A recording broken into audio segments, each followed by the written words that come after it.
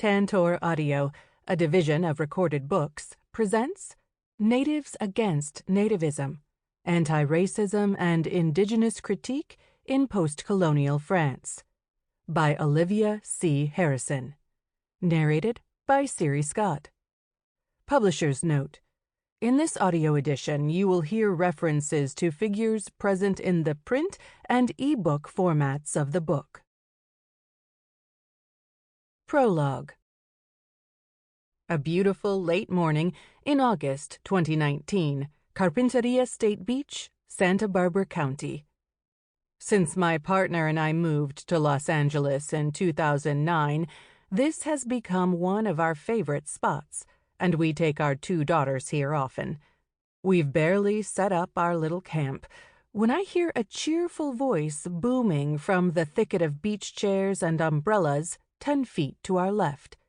How do we know the Indians were here first? They had a reservation. Thin laughs ring out, and a guffaw. The booming voice is that of a 20-something-year-old. The laughs are those of his brothers or cousins, maybe also his dad. All from L.A., it turns out. Our kids befriended their clan. There is something unsettling about hearing this joke, delivered on a state beach, that explicitly acknowledges the displacement that makes possible our presence in Southern California. The interpretive playground located immediately behind the spot we've picked out is dedicated to the Indigenous Americans who lived here when the Spaniards came, the Chumash. Perhaps unwittingly, the joke constitutes a tacit acknowledgement of the fact that Indians were indeed here first. We, however, didn't have a reservation. How does one interpret this joke? Sitting uncomfortably in what was, moments before, our spot on the beach, I bristle at what I perceive to be its colonial arrogance, and also its recuperation of the figure of the Indian to articulate a nativist claim. To begin, the implication that we don't know if the Indians were here first, if we did, the joke would be superfluous, and then the play on the term reservation, voided of its terror and violence, equated with a mundane act that is somehow also elitist and therefore worthy of mockery and scorn. I was here first is an expression associated with competition. The implication is clear. Those who make reservations get first dibs, fairly or not. If the Indians were here first, we were here second. They had a reservation, we didn't. But that doesn't make us any less native or nativist. Primed by my training in colonial history and anticolonial theory, what I hear in this pun is the performance of settler colonial legitimacy. Fast forward to an evening in October 2021.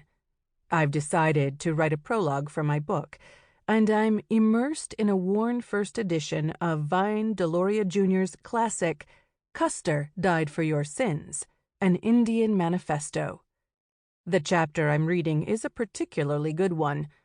Titled Indian Humor, it offers a riotously funny and moving account of the importance of jokes, often self-disparaging ones, in the cohesion and survival of Indigenous Americans in the United States.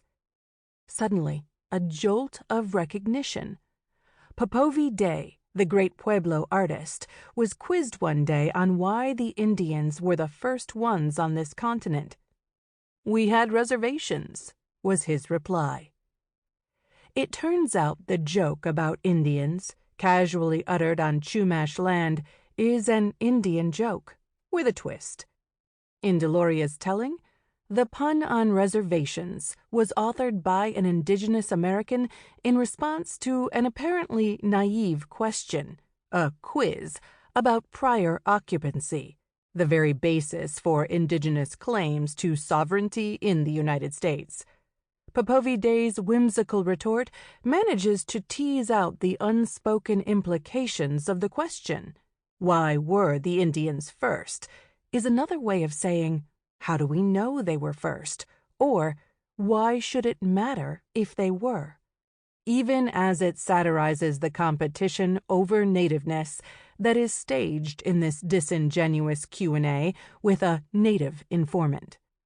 The subtle critique of nativism that obtains in Day's joke, as it is relayed by Deloria, appears in its contemporary retelling, which calls into question indigenous claims to prior occupancy rather than colonial claims to nativism. At stake in the remediation of an Indian joke on occupied land is the continued contest for indigeneity in 21st century America. My discomfort upon hearing an Indian joke delivered in a familiar and beloved place was, in part, based on the sense of alienation that has regularly assailed me since the unleashing of discourses targeting political correctness and other liberal civilities during the presidential election of 2016. I should not have been surprised. The nativist arrogance that was displayed during that electoral season had an all too familiar ring.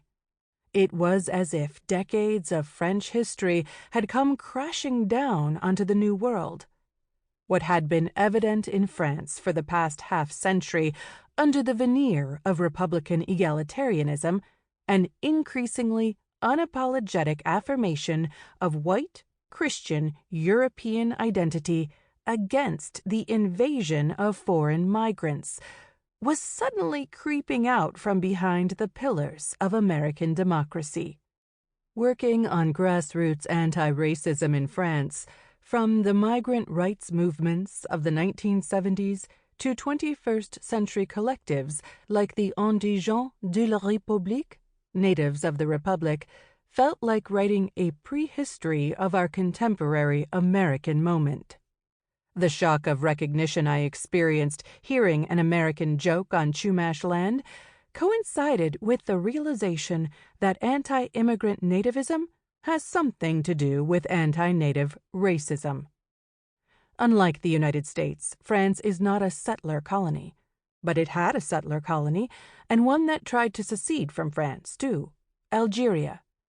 Surveying the vast expanse of Algerian plains, the French conquistadores of Africa compared themselves to New World pioneers, their contemporaries, and the indigents to American Indians. For some, extermination was a noble precedent in the pursuit of racial supremacy. Others sought to set France's civilizing mission apart from the United States race wars. I am not one to believe, writes Ferdinand Hugonnet, one of the most inspired apologists for colonization as civilization, that we are fatally destined to push the inhabitants of Algeria into the desert, like the Yankees chase the Indians. Fast forward 250 years, the descendants of France's post-colonial migrants from Algeria and the four corners of France's tricontinental empire take on the identity indigène to claim nativeness in the land that colonized their ancestors. At stake in this reappropriation of colonial identity is a contest for indigeneity that resembles, in tenor, if not in tone, the competition for nativeness staged and satirized in Popovide's joke. Natives Against Nativism began as a study of the intersection of anti-racist and pro-Palestinian activism in France from 1970 to the present. Palestine remains a central interlocutor in the archive I mobilize in this book for reasons I will detail momentarily. In the course of my research, however, it became clear that I would need to contend with another figure of indigeneity in France, one that is often triangulated via the Palestinian question, the figure of the Indian disseminated via Hollywood westerns to countless households in France, and remediated, as we will note, in anticolonial and antiracist literature from the 1980s to the present. Far from being occasional points of interest for antiracist activists, The twin figures of the Palestinian and the Indian have been instrumental, I argue, in developing a critique of colonial and post-colonial racism based on identification across imperial formations, in this case, France, the United States, and Israel. The stakes and focus of the project have sharpened since I started researching the topic in 2011, partly in response to the rise of increasingly unapologetic anti-immigrant discourses across the political spectrum, and under pressure from a highly polarized cultural climate in which to speak critically of colonialism or race is now equated with Islamo-leftism, an ill-defined amalgam of post-colonial and critical race theory, both purportedly imposed by the tyranny of U.S.-style political correctness. Against this blatant disavowal of decades of anti-colonial and anti-racist activism in France, the texts I analyze in this book, novels, memoirs, essays, militant newspapers, tracts, posters, manifestos, documentary films, unpublished plays, and film scripts by anonymous activists, little-known writers, and major public figures are all invested to varying degrees in articulating what I will be calling indigenous critique throughout the sections of this book, a critical understanding of the colonial production of indigenous subjects, indigènes, natives, and the afterlives of the history of subjectification in the post-colonial era. Mahmoud Mamdani has pervasively argued that the great crime of colonialism went beyond expropriating the native, the name it gave to the indigenous population. The greater crime was to politicize indigeneity in the first place. Mamdani's urgent critique of the politicization of the indigeneity in the colony needs to be updated, I argue, in the context of the former colonial metropoles of Europe, where indigeneity, in the sense of nativeness, has become a rallying cry for the anti-immigrant right. This book is about the political meanings of indigenous critique in a nation-state that presents itself as chronologically and ideologically post-colonial, although, as in the United States, Australia, and other settler colonies, a non-negligible number of French citizens consider themselves colonized today, from the outer reaches of the Pacific to the former metropole itself. As I will detail in the chapters that follow, anti-racist activists in France have, for decades, looked to indigenous struggles in other imperial contexts to think through their post-colonial condition. Stretching the borders of coloniality to include France's poussière d'empire, imperial dust, Tahitian writer Chantal Spitz reclaims the term indigène and its politically correct cousin, autochtone, from the colonial archive in order to reactivate anti-colonialism in the purportedly post-colonial present. More recently, anti-racist activists in France have situated their struggles in continuation with indigenous resistance to colonialism since 1492, even though the demand for equal rights in post-colonial France and claims to territorial sovereignty in the Americas, the Pacific, and Palestine remain fundamentally different. As we will discuss, these claims to indigeneity are not always or only empirical.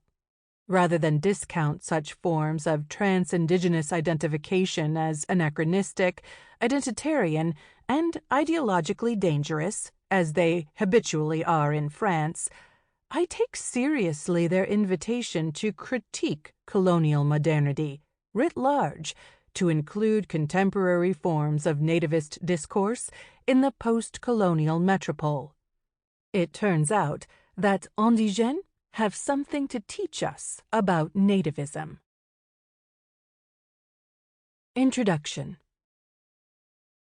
Indigenous critique. In January 2005, a collective of grassroots anti-racist activists published an online petition calling for the constitution of a post-colonial anticolonial movement in France. Nous sommes les indigènes de la République. We are the natives of the Republic. The title of the petition is, in itself, a rebuke and a rallying cry. Coined by colonial administrators to refer to the inhabitants of the territories conquered by France, enshrined into law in the late 19th century with the Code de l'Indigène, the nomenclature indigène made official the distinction between citizens and subjects of France. Although the Code de l'Indigène was abolished in 1946, for the signatories of the appeal, it continues to structure the present. The treatment of populations hailing from the colonies, issus de la colonisation, extends colonial policies without being reduced to them. The figure of the indigène continues to haunt political, administrative, and judiciary practices. It animates and grafts itself onto other logics of oppression, discrimination, and social exploitation. Breaking with the mainstream anti-racist discourses that have dominated representations of racism in France since the founding of the Socialist Party-backed organization SOS Racisme in 1984, discourses centered on universal Republican ideals of equality, tolerance, and secularism.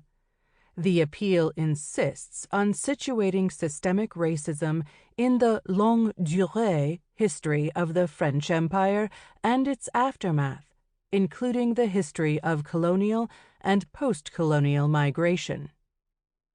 Nous sommes les indigènes de la République garnered more than 1,000 signatures in 2 weeks and drew 3,000 activists to its first event, launching a new anti-racist collective, the Mouvement des Indigènes de la République, renamed Parti des Indigènes de la République, or PIRE, in 2010.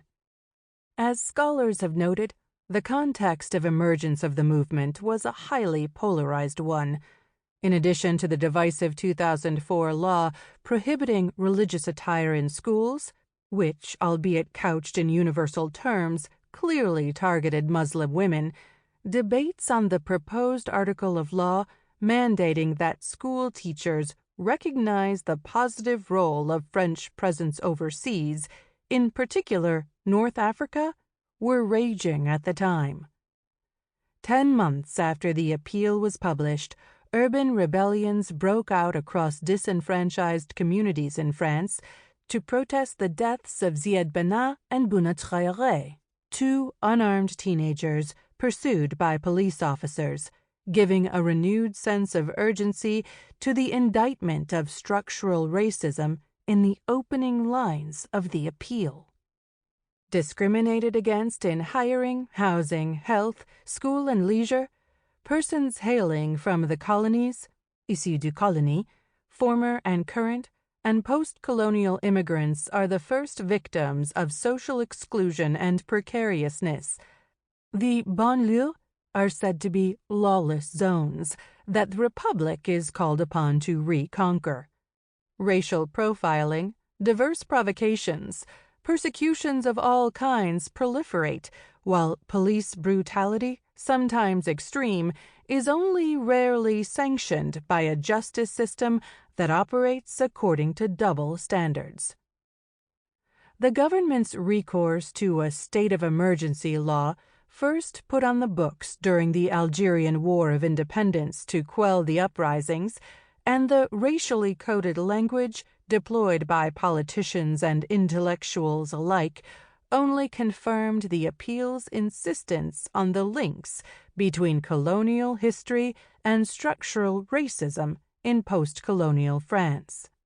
Published simultaneously on the websites uma.com and tutsigo.net, and then on lmsi.net, websites known to be critical of the 2004 law banning religious attire in French schools, the petition quickly drew condemnations across the political spectrum, ranging from accusations of commun autorisme, U.S. identity-style politics, perceived as a threat to the unity of the Republic, to a covert Islamist agenda and speculations about the alleged anti-Semitism of members of the collective. But what irked commentators most about the appeal, I would argue, was the use of the term indigène.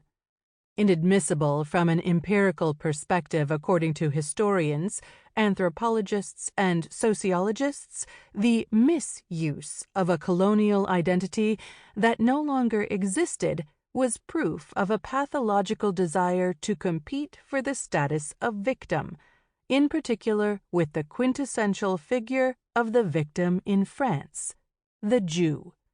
In the words of the president of SOS Racisme at the time, Dominique Sopo, the appeal is exemplary of an exotico-victimary approach to memory, where past colonial crimes are deployed to prove the perpetual victimhood of the formerly colonized. The right's reaction to grassroots anti-racism has been even more caustic. In a now familiar spin on the belated turn to colonial history in the past several decades, the demand to historicize the present is cast as a call for colonial repentance, what, in a 1983 text that has become a classic of anti-immigrant discourses, Pascal Bruckner called the tears of the white man. The almost consensual reading of the appeal as identitarian is particularly ironic, given the deliberately inclusive nature of the text, which begins by denouncing the indigenization of all inhabitants of the banlieue and ends with an explicitly coalitionist call to found an anti-colonial movement. Regardless of their origins, the populations of working-class neighborhoods, les populations des quartiers, are indigenized, relegated to the margins of society. We, descendants of African slaves and deportees, daughters and sons of colonized and immigrants, we, French and non-French living in France, activists engaged in the struggle against the oppression and discrimination produced by the post-colonial republic, launch an appeal to all those who have a stake in these struggles to gather in a Congress of anti-colonialism. The emphatic use of the first-person plural in the petition's envoi articulates, it is true, a particular collective identity. We, the descendants of enslaved and colonized populations, we who are French citizens and also immigrants, we, the inheritors, héritiers, of the enslaved and colonized, as the appeal puts it elsewhere. And yet, the final call to all who have a stake in these struggles is left deliberately open. The charge of communitarianism, you are speaking only for and to the descendants of the colonized, only highlights the surreptitious forms of racialization at work in universalist critiques of particular claims for equality and justice. In this sense, the backlash against the appeal inadvertently gives credence to its indictment of racism.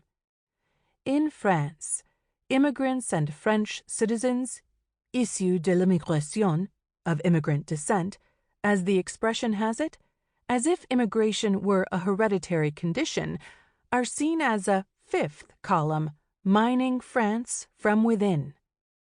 Against the prevailing view of non-white French citizens as perpetual immigrants or foreigners, the appeal insists on the colonial genealogy of current forms of discrimination against persons hailing from the colonies, former and current, and post-colonial immigrants.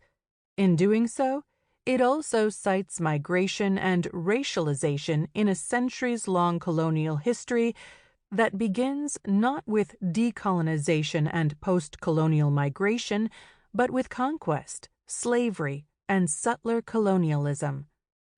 Against the dehistoricized view of immigrants as guests, predominant in the liberal discourse of hospitality, or invaders, ubiquitous in far-right discourse, the appeal anchors the anti-racist struggle, what it calls the decolonization of the Republic, in the longue durée history of anti-colonial resistance, from the African continent to France's overseas territories in the Antilles and the Indian and Pacific Oceans. Of course, the descendants of the colonized in France are not colonial subjects. Without subscribing to the reductive critique according to which such an appeal to indigeneity is either communautariste or anachronistic, it is important to acknowledge that the Beur's demands cannot be conflated with the claims of indigenous peoples in the settler colonies of the Americas and the Pacific Rim, claims that are centered round national sovereignty and land restitution. Indigeneity is still a metaphor for the racialized minority that wields it. What is at stake, then, in claiming the term native to speak of French citizens of colonized descent and their anti-racist allies? In an important sense, this term is a provocation, as evidenced by the instantaneous outcry against the Beur, which has only grown as the movement, and since 2010, the self-declared political party, has become more media-savvy and more visible in the public arena. If historians are right that the status of the indigène under colonial law cannot be conflated with the history of racialization in post-colonial France, it is also true that, today, a significant number of French citizens and immigrants, hailing from the colonies, locate their experience of racialization squarely within the history of French Empire. The use of the term indigène by the descendants of the colonized makes manifest what sociologist Abdali Ajat calls le transfert colonial, the colonial transfer of discursive and legal forms of racism developed in the colonies. Like the appropriation of the racial designations Arabe, Beur, Rebeu, Rabsa, or Noir, Renoir, Black, Kebla. In the 1980s and 1990s, the use of the term indigène in the early 2000s both exposes and denounces the processes of racialization that produced these identities in the first place. But the term has a third performative valence that is less frequently commented upon.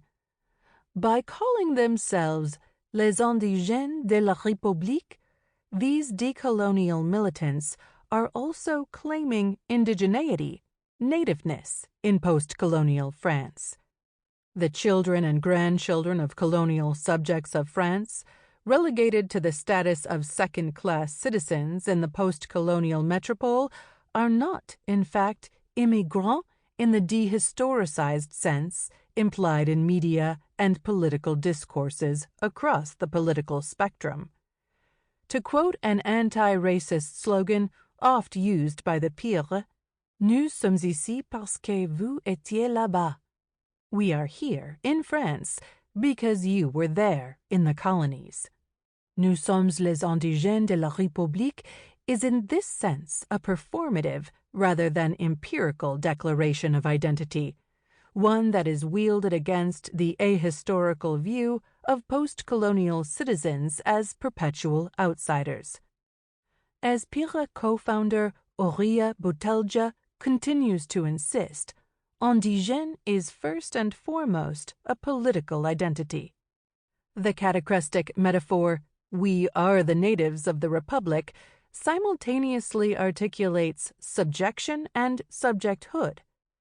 As second-class citizens, we remain subjects of France, indigènes, and yet we are French subjects, natives of France.